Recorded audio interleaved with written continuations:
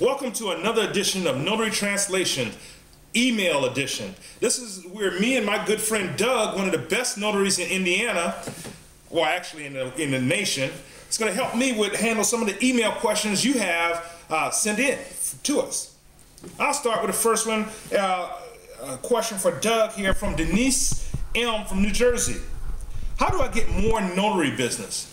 Well, Denise, that's a great question, because what we're trying to do is make a living out of doing this. So make sure you're doing the best job you can for the current clients that you do have.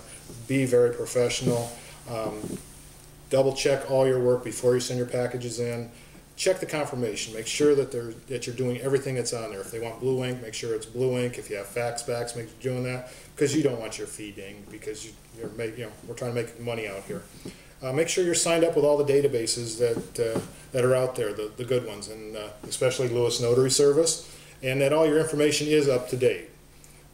Check with local title companies. They may have some remote closings or out of the office closings.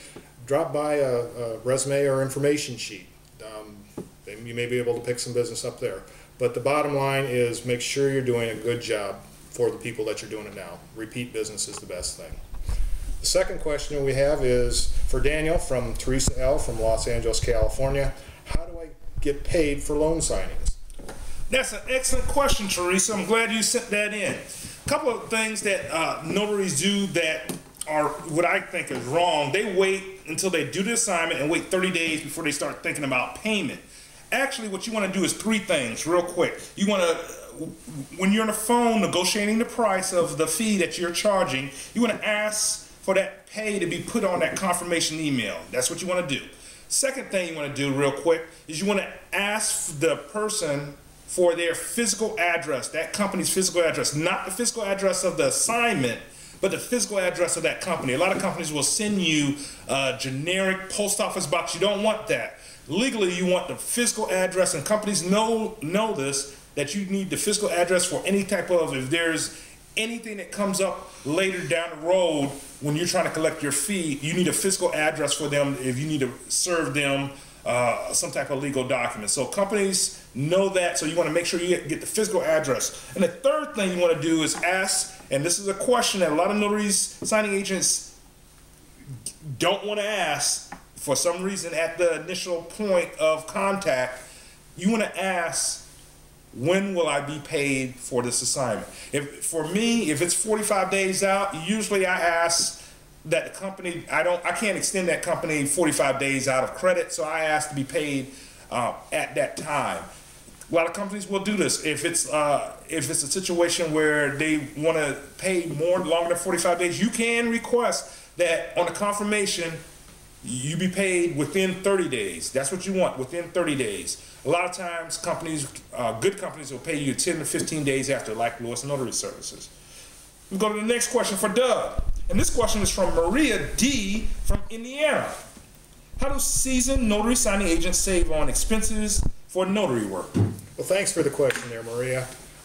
Personally, when I'm looking for my supplies, I look on eBay, I look on Craigslist, I can find paper, I can find toner and binder clips and save money there. A lot of your office supply companies have reward programs, Office Max, Staples. You can even turn your old toner cartridges in for credit. You can combine trips if you need to. You can, when you're doing your signings, make sure you're dropping off your packages. And if you have to pick up supplies, do that all at once. And if even possible, try to get all your get signings one or two together. That helps. Make sure you're keeping good records, because a lot of times things that you're paying for can be tax deductible. Just make sure you check with your tax professionals and check that out. One thing too is the National Notary Association also has a number of programs for their members to save money. So notary signing agents, check out the NNA if you haven't already. Now the last question we have for Daniel is from Tracy, Federal Way, Washington. How long should loan signings take, and how do I conduct them? And my personal experience is the bigger the clip, the longer it's going to take.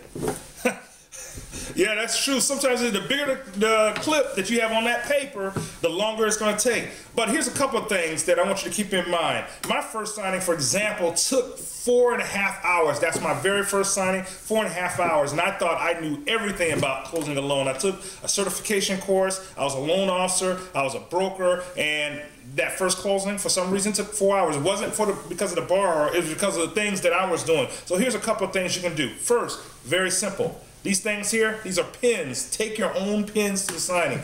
Do not let the borrower walk around the house looking for pins for your signing. Take your own pins, whether that's blue or black. The next thing you can do is make sure your documents are in a stacking order. You want to have the documents in a stacking order that you authorize or you come up with. For me, it's the HUD, the note, any riders to the note, the mortgage, any riders to the mortgage, the right to cancel, the till, then right after the till comes the 1003 or the application. After that, everything else just falls into place except for I put all the jurats in the very back. And I do that because jurats, when you're going through the paperwork, you don't want to miss that jurat or miss stamping them. So if you have them all in the back, that'll help you flow through that paperwork a lot faster. And of course, you want to give that oath right before the jurats, and you'll have all that in the same place. That's it for now. Send your questions to either me or Doug. And Doug, I'm at doug@dougdiebolt.com. And that's DIEBOLT. And I'm at Lewis Notary. Our email address is admin, ADMIN, @lewisnotary.com. Looking forward to hearing more of your questions. Going to see more of us during 2012. Have a great day.